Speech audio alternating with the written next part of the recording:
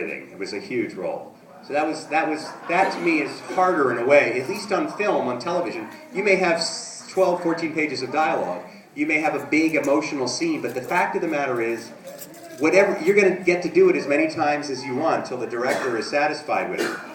When you're on stage and you're dancing for the first time in 25 years, if you fall off the stage or you twist your ankle or you just look bad, there's no fixing it for that audience, right? So, anyway, but I've been very lucky to work in, all media. I've worked, I started in the theater. I've continued to do theater in California. I'd like to do more, to tell you the truth. Your agents don't push you for it because you don't really make any money from it. So I'm anxious to do a play again. It's been almost 5 years since I've been on stage. And I also, I'm doing more movie work, which is fun. Early in my career, I was in a lot of movies. I've been basically in every Joe Dante movie ever. I have pictures of me from Gremlins 2 and from The Howling. And I already sold out Legend. Sorry, guys. Legend, where I play the swamp witch who tries to eat Tom Cruise, and then he gets decapitated. So I have some really closet, very oddball credits, in addition to the ones that you may be familiar with. Yes? As you worked with Amanda Tappan on Atlantis, do you hope to, and she's already brought a number of people she's worked with in other series to Sanctuary. Amanda asked me early on if I would come and be on it, so I assume that someday I will, because I know they've had a lot of actors. If you notice, she's had mostly the Canadian, not all, but mostly the Canadian guys. No, there's a reason for it, too. I mean, it's not only financial, but they tend to be up there. They don't have to spend as much money to fly you up. So it's better to have for them to have a Canadian star who's local and a local hire. Tell her you drive up. Yeah.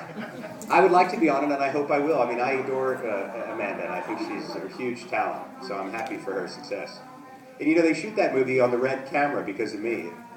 Because I told her, I just shot a movie on that, and I told her about the camera. And they were the first TV series to ever shoot on the red. Yes? What was your favorite Star Trek episode? I have probably, the way I usually answer is I say I have 3. If you're talking about ones that feature me, they're ones that, I love the 100th episode where we crash into the ice planet and Harry tries to change time, Harry Kim. It's called, that's a great one. But and I have a nice part in that. But if you're asking my favorite Doctor episode, I would say Someone to Watch Over Me, the one where the Doctor, the My Fair Lady episode, where it's very romantic, and I love that one. Yeah. I love Tinker Tenor Dr. Spy, the Doctor's daydreaming. Remember that? Yeah. I remember the producer called me and said, "What kind of daydreams would the Doctor have?" And I said, "Sketching 7 in the nude." Without even thinking about it, and then to my surprise and shock, they put it in the show. That's my favorite scene to shoot in all 7 years, in the briefing room where the Doctor is having a fantasy, and all 3 of the senior officers, including Janeway, throw themselves at the Doctor. Do you remember that? Yeah. 7 of 9 is flirting with me. She's propositioning me using a pad. B'Elanna Torres is rubbing her naked foot against my ankle under the table, and Janeway sort of trumps them both by taking my hand and placing it on her lower back pain, which is the lowest back pain. It felt great to have my hand on the seat of power. So that was the most fun scene for me, because I felt like I got to be Cary Grant for a day. And then my favorite, there was a dramatic show called... That was your training for Alfonso. That was my training for Alfonso, exactly. And then I would say that of the dramatic shows, there was one which was described to me by the writer as the birth of the Doctor's human soul. It's called Latent Image. It's the one where the Doctor has to choose between saving Harry Kim or another crew member. They have the same chance of survival. And he picks his friend. He picks the one he knows better, and the other one dies, and then he can't reconcile himself with the guilt. He feels he's violated his oath as a physician by allowing an emotional element to change his judgment, even though he couldn't have saved both of them. That was the setup. So the Doctor basically goes into a meltdown because he has so much guilt over, he gets stuck in a loop, a decision-making loop that he can't get out of. It was very good and very dramatic, I thought. Yes? As a hologram, How much trouble was it? What kind of makeup did they have to put on you to keep you from looking like you were aging? Well, you know what? I do look like I'm aging, in my opinion, but thank you. Yeah, it was a drag getting a. I had to tell you, it was tough having a character that could not age. In fact, I could sing that song. I'm going to sing a song for you guys too.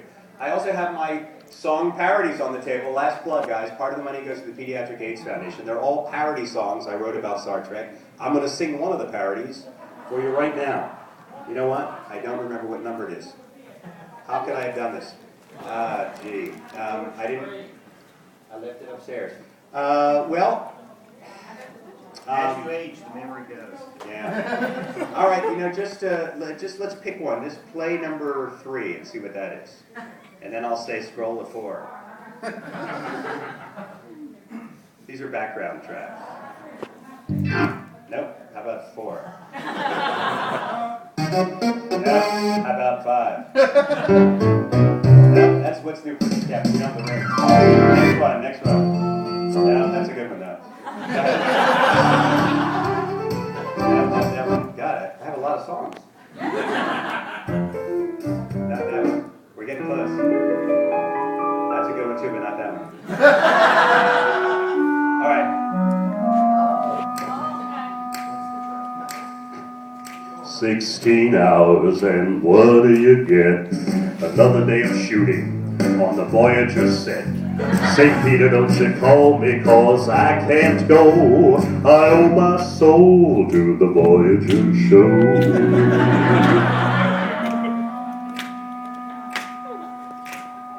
Well, I spend every weekend all over the place, promoting the show, autographing my face. The fans are mighty friendly, and they laugh from the start, but they laugh at Ethan Phillips. Can they tell us apart? Oh, 16 hours, what do you get? Another day of shooting on the Voyager set. Saint Peter, don't you call me, 'cause I can't go. I owe my soul to the Voyager show.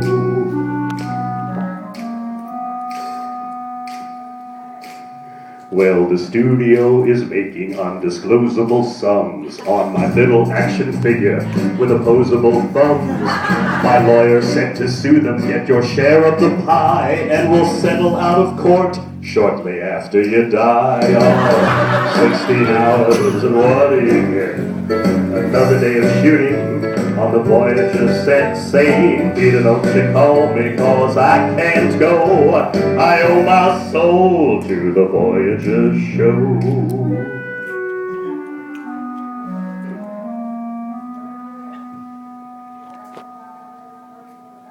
Well, another day is over and I'm ready to fold. Holograms are screwed 'cause they can never look old. When St. Peter finally calls me, here's one thing I bet. He'll ask if he and Jesus. He'll ask if he and Jesus. He'll ask if he and Jesus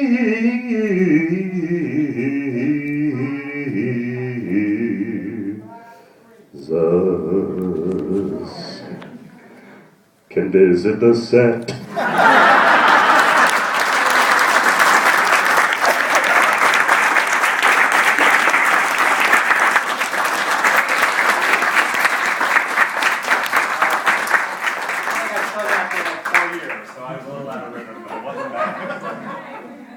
Anyway, so that has, in addition to that, I have a song called I'll Be Sold for Christmas about Star Trek marketing. I have, God, I don't remember. Oh, what's new? Pussycat with all the 3, with Captain Janeway, 7 and 9, and Milano stories about how the Doctor's in love with all 3 of them. That one is fun to do on stage with volunteers in the audience, but I have to tell you, we just don't have the room. And I'll fall for someone and fall down and we'll all get hurt. So, some other time, although you can only go on YouTube and there you have me singing it 18 times all over the world. So, I'm just about to go. I'm going to introduce, I think, my last, yes, the candidate, all right? I want to tell you that right after that, I'll be at the photo booth for like 2 minutes, and then I'll be back at the autograph table. So thank you for your kind attention.